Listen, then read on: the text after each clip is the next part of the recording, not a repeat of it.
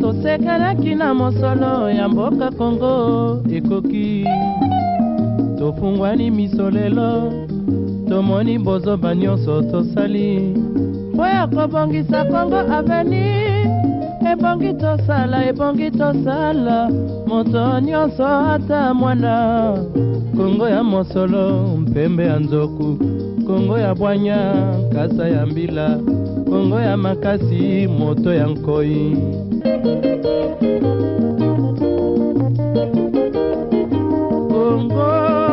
Kongo nde mboka Kongo mboka ya ba koko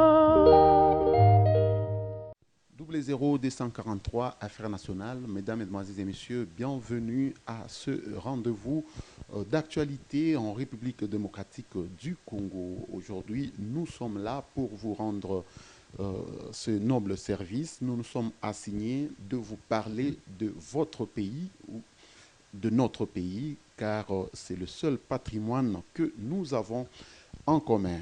00243 Affaires nationales. Aujourd'hui, nous allons essayer d'analyser le 1 an du gouvernement Sama Lukonde. Nous allons essayer de parler de la réforme électorale qui est aussi en train de faire couler d'encre et de salive. Nous parlerons également de la situation socio-politique qui prévaut actuellement dans le Grand Katanga, s'il faudra le dire ainsi. Eh bien, cette actualité ou tous ces détails, nous allons essayer de les décortiquer avec les chefs des travaux Kyungu Shimbi, que j'ai l'honneur de recevoir ici sur le plateau et à qui j'ai dit bonsoir. Bonsoir. Vous allez bien, monsieur le chef des travaux? Oui, très bien. Ça faisait très longtemps qu'on vous a vu. La dernière fois, c'était déjà en 2021. Tout à fait. En tout cas, c'est un plaisir pour nous de vous recevoir sur ce plateau. Merci. Voilà, c'est avec les chefs des travaux que nous allons devoir analyser les quelques questions d'actualité.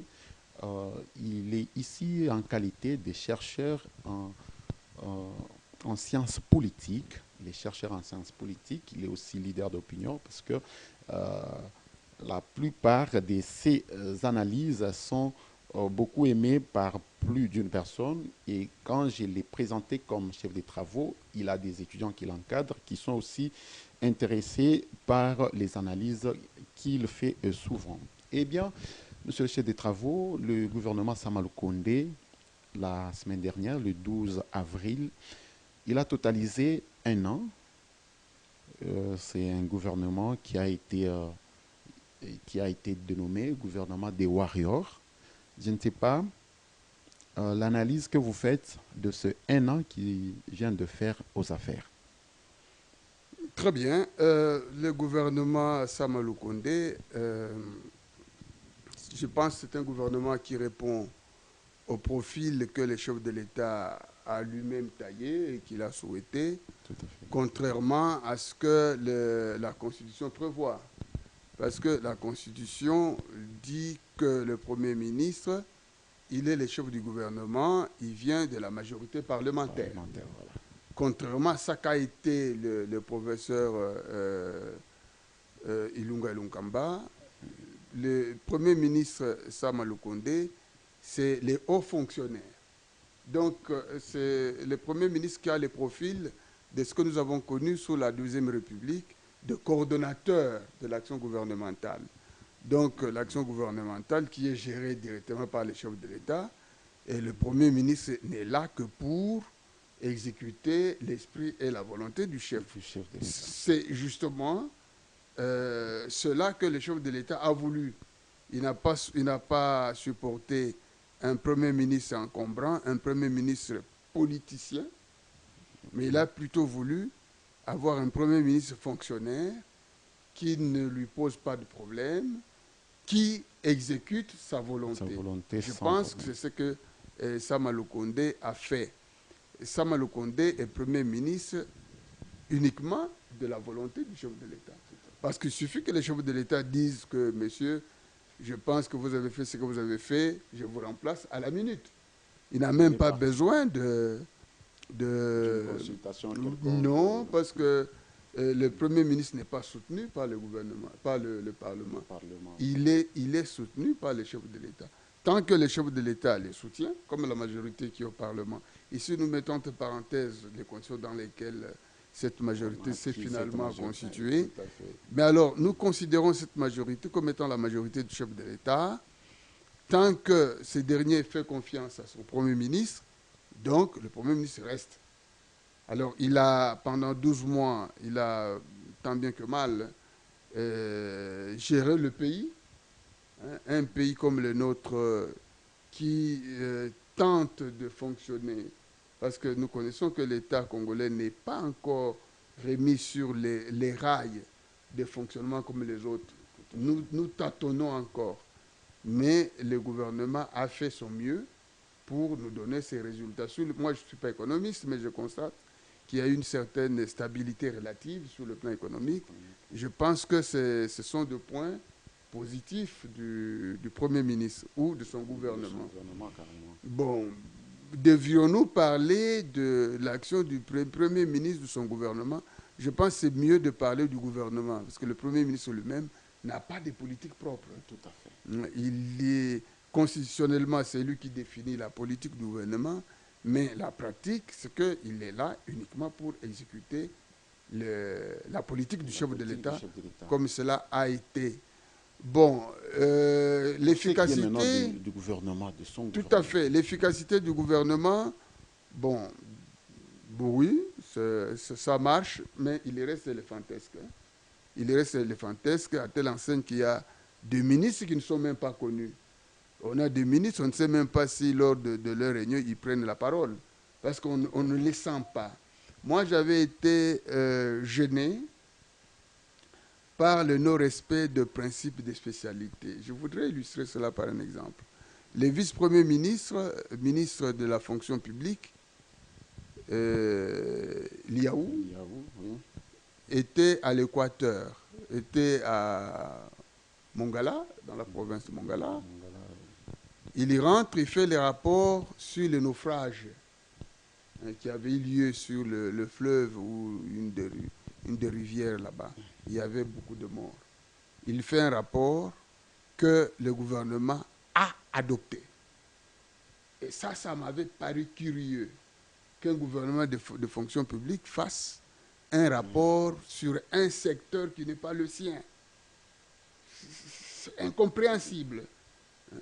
Voilà, je comprends beaucoup plus facilement quand on voit les chefs de l'État qui se déplacent, ou dernièrement le Premier ministre qui se déplace rarement, il prend les ministres ressortissants de l'endroit où il va. Est-ce que c'est nécessaire qu'il soit accompagné par des ressortissants de? Lui, il doit être accompagné pour être par... bien accepté. Non, pas du tout. Pas du tout. Les ministres ne représentent pas leur province. Ils sont responsables des secteurs. Quand vous vous déplacez pour un problème ferroviaire, vous prendrez les ministres des Transports. À la rigueur, le ministre de portefeuille. Parce que l'entreprise SNCC fait partie du portefeuille. Mais quand vous prenez, ce n'est pas les ministres des Mines, qui n'a rien à voir avec les secteurs, ça ne se justifie pas. Ça cloche. Voilà, c'est l'une des faiblesses que j'ai constatées. Voilà pourquoi, finalement, les gens ou les différentes communautés, les différentes tribus voudraient avoir les leurs comme membres du gouvernement. Parce qu'on sait que lorsqu'on n'a pas quelqu'un dans le gouvernement, nous ne serons pas représentés. Ce n'est pas nécessaire. Les États-Unis, une grande puissance, n'a que 13, maintenant c'est 14 ministres. Or, les États-Unis constituent de cinquantaine d'États. Donc, chaque État n'a pas de ministre au sein du gouvernement. Mais les ministres, chaque ministre qui est là, représente son secteur sur toute l'étendue. Point n'est besoin de représenter chaque coin par un ministre. Voilà. Donc là, ce n'est pas seulement la faiblesse du gouvernement Sama Lukonde, c'est la faiblesse de l'exécutif congolais. Dans l'entendement du Congolais, quoi que nous disons que nous ne voulons pas donner du relief au tribalisme, mais dans la pratique, c'est ce que nous cultivons finalement, malheureusement. Donc même si aujourd'hui on pense que le tribalisme est en train de monter d'un cran, il y a toujours des souches même dans la politique. Oui, si pour analyser les problèmes, vous prenez l'approche tribale, vous trouverez toujours de la matière. C'est ça l'approche que vous avez choisie. Alors que le problème pouvait s'analyser par une autre approche et trouver la solution. Donc, nous avons, quand on doit gérer une entité multi-ethnique, une communauté diversifiée, le vivre ensemble n'est possible que si vous respectez les règles. Parce que nous sommes appelés, nous sommes condamnés à vivre ensemble. Et le vivre ensemble est tenu par un certain nombre de règles. C'est en observant ces règles-là que le vivre ensemble peut être atteint. Mais quand vous violez d'une manière ou d'une autre les règles, vous déséquilibrez les vivre ensemble. C'est ça, les drames. Or, le respect des normes dans notre pays pose problème. Surtout ici, dans la conception de l'imaginaire congolais, celui qui a le pouvoir, celui qui incarne une partie du pouvoir, est au-dessus de la loi, est au-dessus de la norme. Et à ce moment-là, le dérapage est vite possible à être réalisé. Nous devons faire du respect des normes notre cheval de bataille. C'est de cette façon-là que la paix sera entretenue et maintenue. Voilà, monsieur le chef des travaux, ce gouvernement, il a été dit un gouvernement de guerriers. À votre entendement, guerrier, parce que warrior, c'est de l'anglais, il voulait dire de guerrier. Oui, parce que le Premier ministre lui-même avait dit que ce n'est pas lui qui avait donné ces mots. Il a constaté tout simplement qu'on a dénommé son gouvernement. Ils vont lutter contre quoi? Ils vont faire la guerre contre qui? Voilà encore des qualificatifs qui posent problème. Maintenant, ils ont lutté. Ce sont des guerriers. Contre qui? Et qu'est-ce qu'ils ont remporté? Ils sont en train de tricoter le bien qui a été fait par le gouvernement précédent. Le gouvernement précédent a mis l'ancien directeur de cabinet en prison. Oui. Le gouvernement précédent a initié l'application de la gratuité, évidemment sous l'impulsion du chef de l'État. Mais c'est ce gouvernement qui est en train de détricoter tout ça. C'est ce gouvernement warrior. Moi, personnellement, je suis en train de me demander pourquoi a-t-on, par exemple, mis à la porte le ministre de l'économie. Je me souviens encore, depuis que ce pays existe, je veux dire, depuis que l'AFDEL est arrivé, au début, le président Kabila Laurent avait fait de sorte que dans beaucoup de secteurs, le prix avait baissé, sauf les transports. Les transports aériens. Le gouvernement avait expliqué qu'on ne voulait pas rabaisser les prix des billets parce qu'on voulait affecter les surplus là à la réhabilitation des aéroports. Mais ce qui n'a jamais été fait. Et c'est le ministre de l'économie, le premier, qui a tout fait pour que le prix baisse. Mais c'est ce ministre-là qu'on vient de mettre à la porte. Non, il y a eu quelques irrégularités qui lui ont été reprochées. Mais, malheureusement, on a parlé de l'incompétence, de la mauvaise gestion. Ça signifie quoi? La hausse de prix. Mais si ce n'est que ça, tout le gouvernement partirait.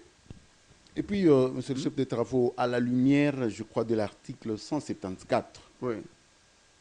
Je pense que tous les gouvernements seraient démissionnaires, puisque l'article stipule que quand il y a une motion contre un des membres du gouvernement, si la motion est passée au gouvernement, à l'Assemblée, le gouvernement est déclaré démissionnaire.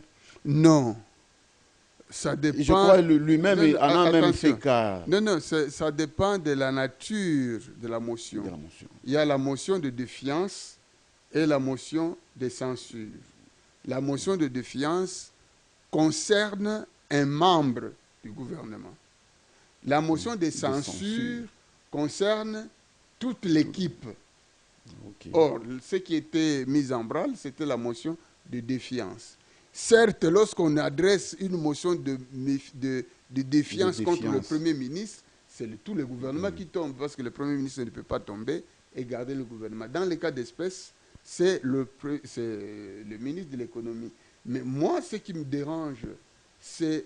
Enfin, vous savez, en politique, la déchéance d'un ministre, c'est une sanction politique. C'est la sanction politique la plus grave dans la carrière d'un politicien. Donc, ce n'est pas une sanction à laquelle on peut recourir à n'importe quel prix. Et lorsqu'on doit sanctionner quelqu'un, il faut lui donner la possibilité de se justifier suffisamment. Il faut que la personne comprenne que même si c'était devant n'importe qui, il n'aurait pas fait autrement que de les sanctionner de cette manière.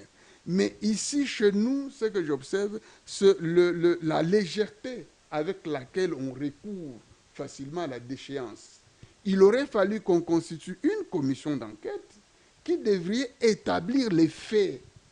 Parce que présentement, non, ici, quand il y a la motion, il y a directement une intention. Hein. Mais malheureusement, justement, parce que ici, il semblait même que ce sont les Indo-Pakistanais qui seraient derrière. Ce n'est pas étonnant, parce que le travail n'a pas été fait suffisamment. Voilà pourquoi, chaque fois, quand quelqu'un est déchu, il recourt vite à la Cour constitutionnelle. C'est tout simplement parce qu'on n'épuise pas, on ne respecte pas la procédure correctement. Vous devez réunir le fait et la personne incriminée doit avoir le temps de se justifier, que la personne comprenne que la justification qu'elle a donnée ne parvient pas à convaincre les députés et que même si les députés étaient son frère ou sa femme, ne déciderait pas autrement que par le départ, parce que les faits sont établis. Mais tel qu'on le fait, on recourt facilement au nombre. Au nombre. Qui est pour, qui est contre? Non. En fait, c'est la faiblesse du bureau. Parce que la faiblesse, les bureaux, quand il y a un problème, on peut commencer par une question orale, avec débat ou sans débat. Oui. C'est graduel. Jusqu'à ce qu'on peut arriver à la constitution d'une commission, quand on trouve que c'est grave et ça doit être approfondi, et la sanction arrive après. Pas de manière mécanique. Le ministre de l'économie, certes, il peut avoir des faiblesses dans d'autres secteurs, mais on l'a limogé, pourquoi?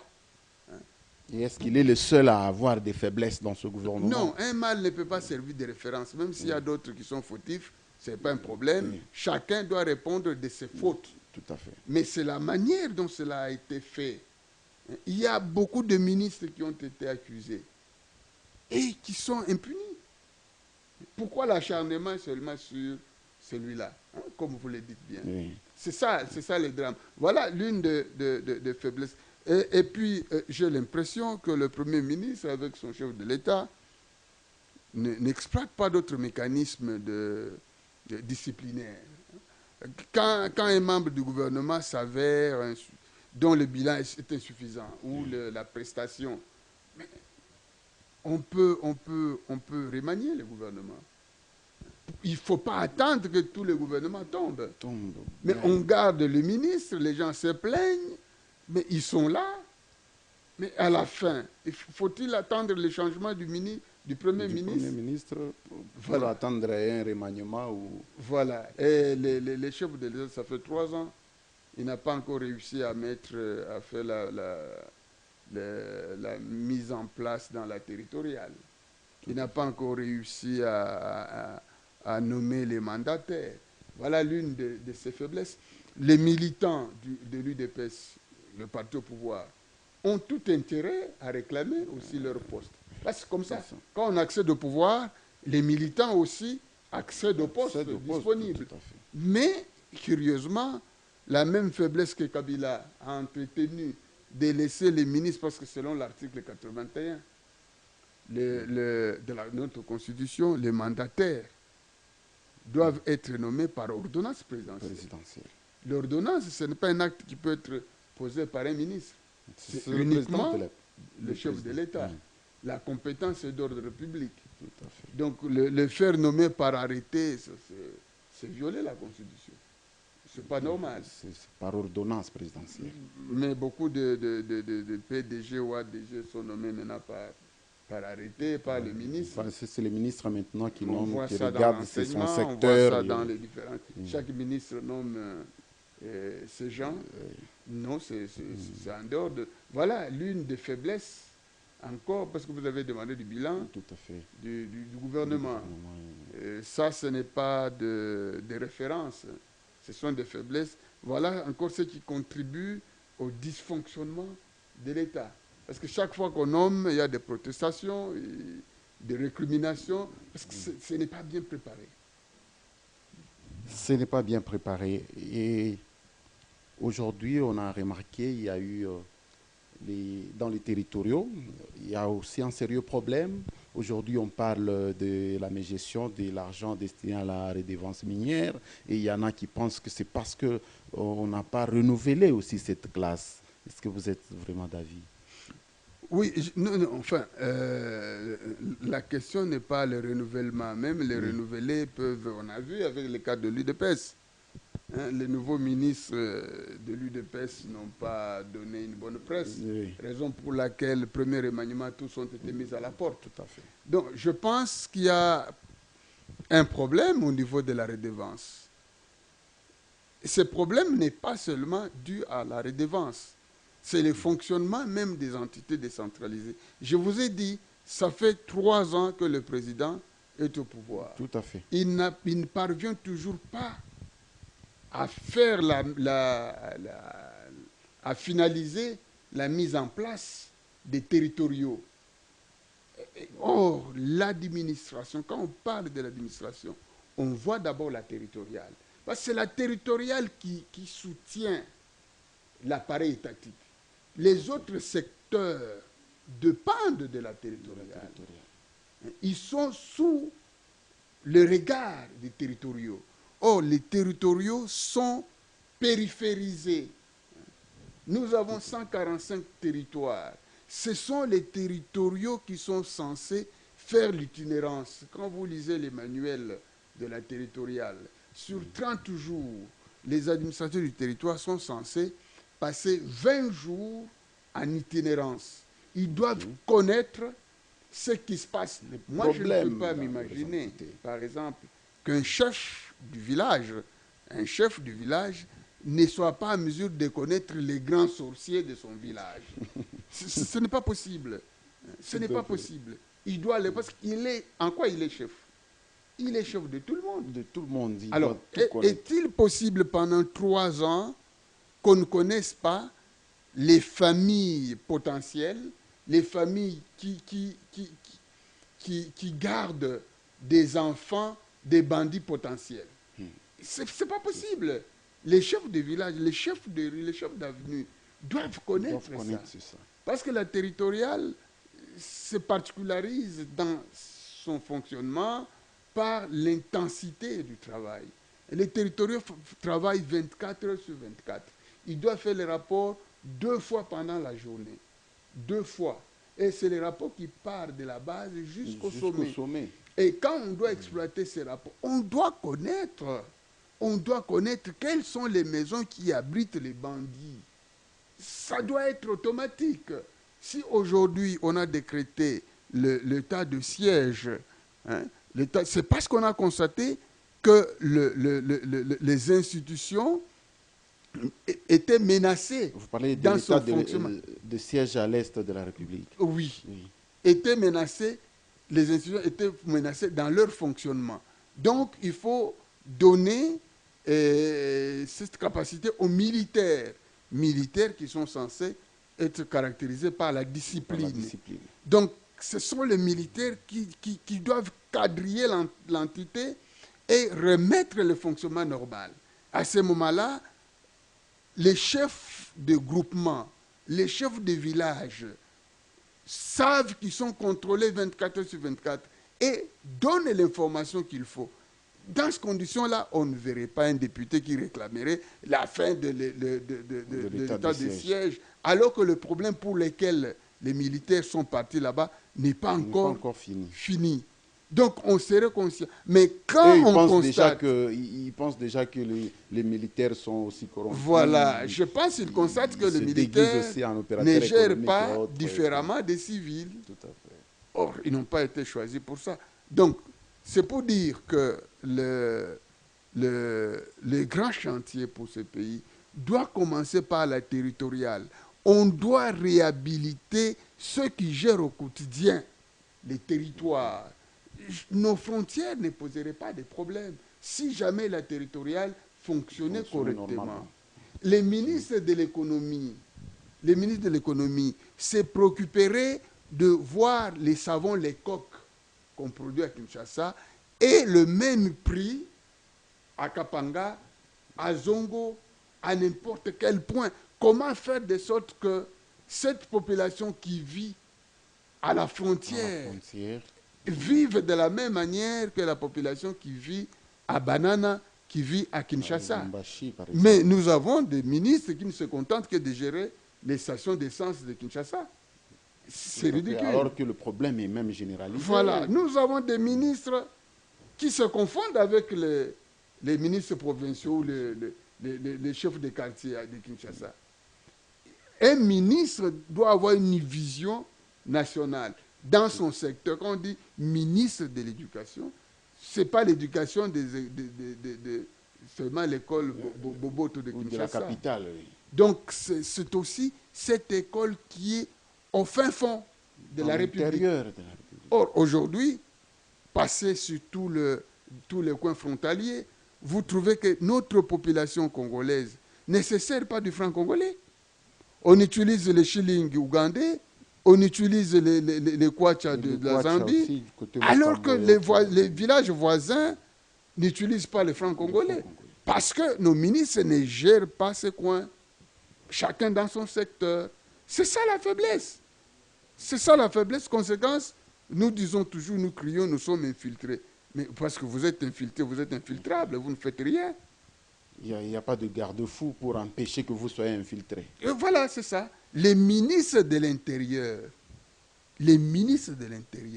par préséance, c'est lui qui s'occupe de l'ordre public.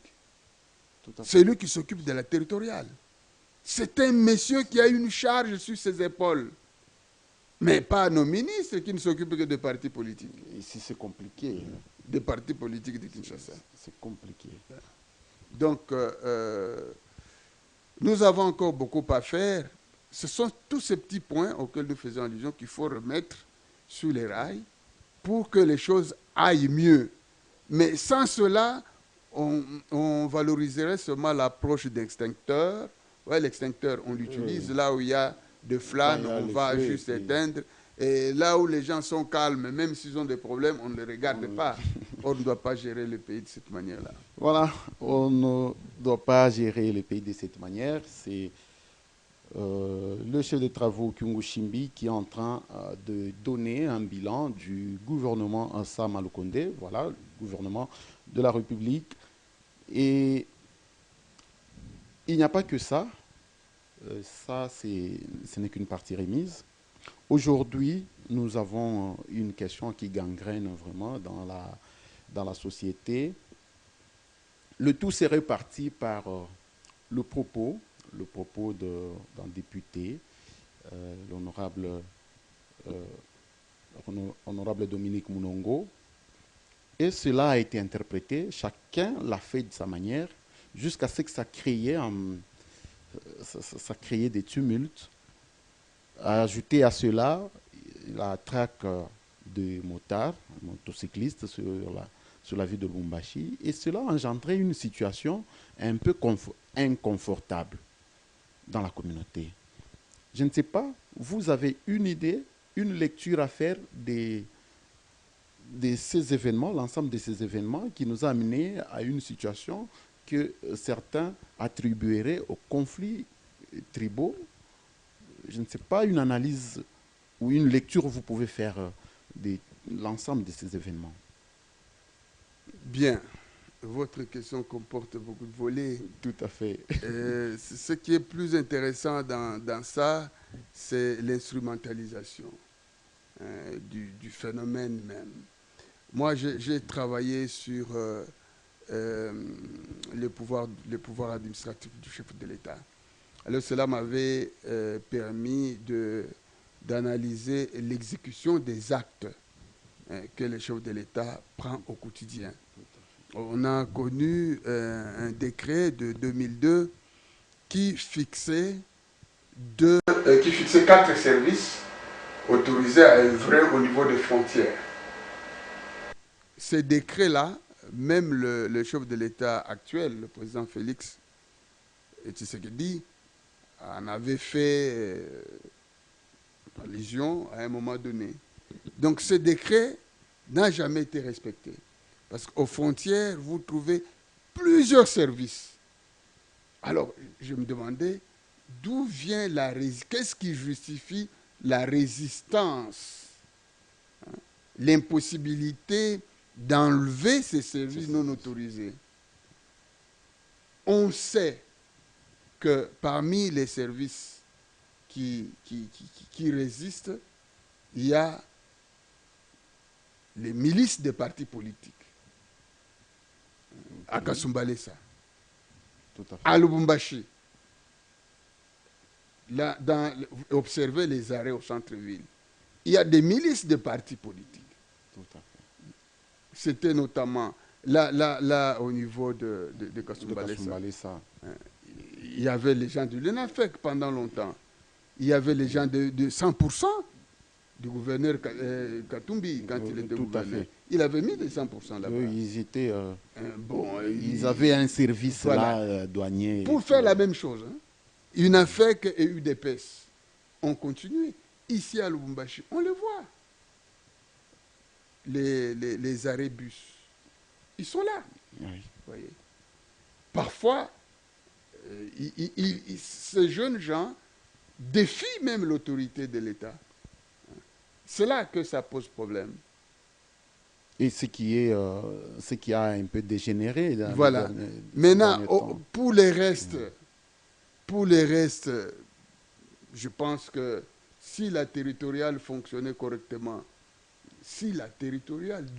on revient encore correctement, tout à fait, à la territoriale. Je pense que on ne donnerait pas du crédit à tout le bruit que les médias sont en train de diffuser. Des tensions intercommunautaires qui n'existent que dans le monde politique. Aussi sur les réseaux sociaux. Oui, parce que ce sont des manipulations aussi. C'est entretenu dans ce monde-là. Parce que vous ne trouverez pas un quartier, une rue, des familles qui s'entretuent parce qu'ils sont d'origine différente. Il n'y en a pas. C'est ce que je dis. Si l'État fonctionnait normalement, on n'aurait pas entretenu, des discours pareils. Du genre. L'article 12 et l'article 13 de la Constitution. Notre Constitution. L'article 12 prône l'égalité des citoyens devant la loi. L'article 13 interdit toute discrimination, de quelque nature que ce soit. Mais quand vous suivez à la télévision, les gens qui s'affichent, nous, ressortissants de nous mutuelles, qu'est-ce qu'ils diffusent? Qu'est-ce qu'ils diffusent? C'est exactement le contraire de l'article 13. Mais ceux qui ont l'impérium dans la gestion, ces thèses, ils acceptent. Voilà. Ils acceptent puisque c'est en leur faveur. C'est à eux qu'on fait ces éloges. La paix n'est garantie que par le respect des normes. Et ce respect ne doit pas être sélectif. Ne doit pas être sélectif. C'est le respect de toutes les normes. Et c'est ce respect qui garantit de vivre ensemble. Mais le reste, c'est entretenu dans des clubs politiques qui polluent le climat pour rien. Ça pollue le climat pour rien. Mais ça n'empêche pas aussi qu'on puisse essayer de réguler la situation pour ne pas, bien que c'est un discours purement politique, mais n'empêche qu'on puisse mettre aussi tout est des régulé, les normes sont là. C'est l'application de ces normes qui pose problème. C'est l'application de ces normes. Vous savez, je ne connais pas un pays où l'État est mis en difficulté que le nôtre. Quand vous traversez la frontière ici en Zambie, voyez les regards qu'on a vis-à-vis des représentants de l'État, hein, la police. Tout à fait. Mais voyez l'espace que nous accordons dans notre imaginaire à notre police. Et même la mendicité qui caractérise les policiers. La manière de se comporter de la police. Il y a une réforme, je crois, de 89 ou de 90, la réforme administrative en Belgique. Okay. Et cette réforme a abouti à la conclusion selon laquelle l'image de la puissance publique doit être sauvegardée, quel que soit le prix. Le fait de mettre les bureaux de la police dans les conteneurs, dans des bâtiments inachevés, ça ne fait plus respecter. Ça dégrade déjà l'État. Nous devons nous interdire de faire ça. Nous devons faire des choses dignes de notre image. Le fait de penser résoudre le problème, mais monsieur le chef de travaux, quand on le fait, c'est toujours dans l'intérêt de la population. On veut sécuriser la population. La police est là pour ça. C'est un nouveau lotissement. Rapidement, on prend un conteneur. Voilà, on croit résoudre le problème, alors qu'on l'aggrave. Voilà pourquoi ceux qui travaillent dans ce conteneur, comment ils se comportent? Comme des mendiants. Non, nous devons donner à la police les moyens qu'il faut pour qu'elle fasse son travail. C'est en faisant son travail que la norme sera respectée. Nous ne respectons pas la norme, même la police elle-même devant le feu rouge. Vous voyez les policiers s'arrêter? Moi, j'ai vu quelques policiers qui s'arrêtent. Au volant, ils s'arrêtent, c'est rouge. D'autres qui sont derrière passent. Voyez? On en voit même dans la formation de 4e ligne, 3e ligne. Quand un cortège de policiers arrive. Il a demandé expressément à tous les membres du gouvernement et à leurs collaborateurs de respecter les codes. Mais il a été rattrapé par la réalité. L'affaire Kabound, c'est parti de quelqu'un qui ne respecte pas les codes. Tout à fait. Et voilà ce qu'on a réservé à Kabound. Voilà. C'est ça la difficulté de respect des normes. Qui a fragilisé notre pays au regard des autres qui nous regardent. C'est en ça, c'est dans ce laxisme-là que vous trouvez ce genre de déclarations des natures condescendantes, des natures haineuses, des natures tribales. Voilà, c'est ça. Dans un sens comme dans l'autre. C'est dans ce laxisme-là. C'est dans ce laxisme. Au Congo, je me suis intéressé un peu à chercher à comprendre les injures que certains partis politiques, ou disons, que les partis politiques d'opposition profèrent vis-à-vis des dirigeants. Je me suis intéressé à chercher à comprendre l'origine de ces phénomènes. Un dirigeant de l'opposition, pour exister, doit injurier celui qui est au pouvoir. Or, l'opposition fait la beauté de la démocratie. Parce qu'on ne peut pas imaginer une démocratie sans l'opposition. Ça, ce n'est pas la démocratie. La démocratie passe par l'opposition, absolument. Vous avez suivi les élections à l'Assemblée provinciale, Oui. où quelqu'un est élu avec 43 voix contre, sur 44. Ça, ce n'est pas la démocratie. Il faut une opposition. Alors, l'opposition est là pour critiquer l'action de celui qui est au pouvoir, afin de les fragiliser pour qu'à l'échéance, la population fasse confiance à l'opposition qui promettait de faire mieux. Mais l'opposition n'est pas là pour injurier. Comment celui qui est au pouvoir a de gros yeux. Non, ça, ce n'est pas le rôle de l'opposition. C'est vrai, dans l'histoire... On cherche à tout prix à les déstabiliser. Oui, enfin, c'est parti de l'UDPS. L'UDPS a été créé dans des conditions particulières, dans un régime qui ne voulait pas entendre l'opposition. Pour exister, l'UDPS devait défier les régimes Mobutu. Le défier, même pas les injures, porter sur la personne de Mobutu en utilisant tous les noms d'oiseaux. Vous voyez? Et l'UFERI, l'UNAFEC actuellement, c'est encore le prolongement de l'UDPS. C'est la même coutume, les injures. Je pense qu'il faut attendre des générations pour que l'opposition comprenne que l'existence de l'opposition, ce n'est pas dans les injures. La critique n'est pas à confondre avec l'injure. Il faut sortir de là. L'opposition, elle aussi, est soumise au respect des normes. Ce n'est pas parce qu'on est opposant, on est au-dessus des normes. Non. Donc, il faut toute une culture, Nous comprenons comment on est arrivé à ça, mais cela ne peut pas nous exonérer de cela. Nous devons respecter les normes. Opposition ou pas. Il faut une formation, il faut le temps. Nous comprenons comment ça a commencé, mais nous devons lutter pour que nous ayons les comportements dignes de toute opposition. Voilà, monsieur le chef des travaux, le temps nous manque pour développer certains sujets, mais je voudrais par ici que vous puissiez aussi dire un mot. Il y a beaucoup de communautés en République démocratique du Congo, il y en a beaucoup, mais pourquoi on doit toujours parler Kassaïen, Katangé? C'est quoi déjà? Est-ce que vous pouvez nous dire qu'est-ce qui nous renvoie toujours à ça, que ce soit par des rumeurs ou encore par de réalités, de faits concrets? On ne doit parler que de ces deux-là. C'est quoi qu'il y a déjà entre ces deux communautés? Bien.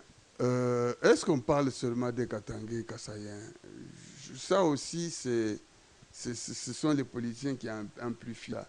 Mais les phénomènes lui-même, vous savez, le pouvoir, c'est la gestion des intérêts. Et lorsqu'il s'agit de la gestion des intérêts, eh bien, chacun voudrait tirer les rideaux de son côté. Moi, je disais à certains amis de FENADEC à l'époque, qui prônaient justement cette politique de haine entre communautés, sous prétexte de la défense des intérêts. Je disais que cette politique finirait par le rattraper. Parce qu'il suffit que ce que vous considérez comme l'ennemi commun soit périphérisé pour que les phénomènes à l'intérieur vous rattrapent. Aujourd'hui, les Katanga qu'ils défendaient n'existent plus. Ils l'ont perdu. Vous voyez? Ils l'ont perdu. Et il y a des gens qui pensaient que en écartant les Katangais et les Kassaïens, ils auront tous les postes entre eux, oubliant que c'est la gestion de ces postes-là qui crée des problèmes entre Katangais eux-mêmes. Comment se sont-ils comportés? Les Nord et les Sud. Voyez-vous? Bon, ceux qui défendaient cette politique avec Tungwa Kumonza, les gens qui criaient fort, aussitôt qu'on leur a fait miroiter l'existence du Lualaba, je parle justement de ces gens-là. Tout à fait. Les députés provinciaux du Lualaba. Ceux qu'ils ont tenus pour défendre l'existence de la province du Lualaba. la Katanganyika a disparu. Ils ont cru que le groupe des 5 pouvait fonctionner calmement sans problème. Aujourd'hui, en sommes-nous? À Kolwezi, c'est quelle situation? Ça n'a pas marché. Vraiment. Ah, mais ce ne sont pas les rounds qui sont mis à la porte? Oui. Aujourd'hui, c'est les... Voilà. Les Ndembo, les Chokwe, voilà. C'est le même phénomène. C'est le même phénomène. Vous allez dans n'importe quel coin, lorsqu'il s'agit de la gestion des intérêts, eh bien, si vous ne faites pas attention, vous trouverez ça, même dans une même communauté. On va vous dire les gens, les riverains, les non-riverains, les gens de gauche, les gens de droite. Et c'est plutôt pas le respect des normes, comme je dis. Les normes qui structurent le vivre ensemble, qui garantit tout. Donc, parler des Katangais Kassaïens, sous prétexte de conflit, c'est oublier de parler les Ndembo et les Round, de parler des gens de Sakanya et de Kasenga, les Sanga et les Bemba. Quand ils sont entre eux-mêmes, il ne faut pas imaginer que tout se passe comme si c'était à la machine. Donc, il y a toujours de ça c'est le comportement, moi j'appelle ça comme un comportement normal, qu'il faut tout simplement gérer. Les gérer de quelle manière? En faisant respecter les normes. Parce que ces normes-là, quand elles ont été élaborées, eh bien, on tenait compte de toutes ces diversités. Et aussi qu'en le respectant, ça éviterait beaucoup de problèmes. Voilà, on ne connaîtrait pas ça. Un chef ne peut pas être injuste. C'est quand le chef lui-même devient injuste qu'il est rattrapé par la réalité du terrain. Voilà, c'est vraiment intéressant ce débat, mais malheureusement, on n'a plus assez de temps. Monsieur le chef des travaux, on reviendra encore à vous. Ouais, il y avait beaucoup de matières qu'on devrait essayer de décortiquer, mais voilà qu'on n'a plus de temps. Fidèles téléspectateurs, vous étiez en train de suivre votre magazine d'actualité 00243 Affaires nationales. Aujourd'hui, il a été question de parler du gouvernement Sama Lukonde, le gouvernement qui venait de totaliser une année, le 12 avril dernier. On a aussi de parler de la situation socio-politique qui prévaut dans la province du Katanga, dans la ville de Lubumbashi, voilà, qui est en train de mobiliser toute la capitale pour essayer de trouver des solutions. Mais vous avez compris dans cette émission, avec les analyses, la lecture du chef des travaux Kyungu Shimbi, vous avez compris que c'est un problème vraiment politique, purement politique, et le Louchois ne seront pas contre ce que je suis en train de dire. On ne sent pas le problème comme on est en train de le lire dans les réseaux sociaux, comme on est en train de le relayer par d'autres confrères qui seraient aussi en train d'enflammer. Voilà, c'est tout pour ce numéro de 00243. Tout le plaisir était pour moi de vous tenir compagnie. Monsieur le chef des travaux, merci encore une fois d'avoir accepté cette invitation. C'est moi qui vous remercie. Voilà, nous nous retrouvons très très prochainement. Ça sera avec la même détermination. Au revoir.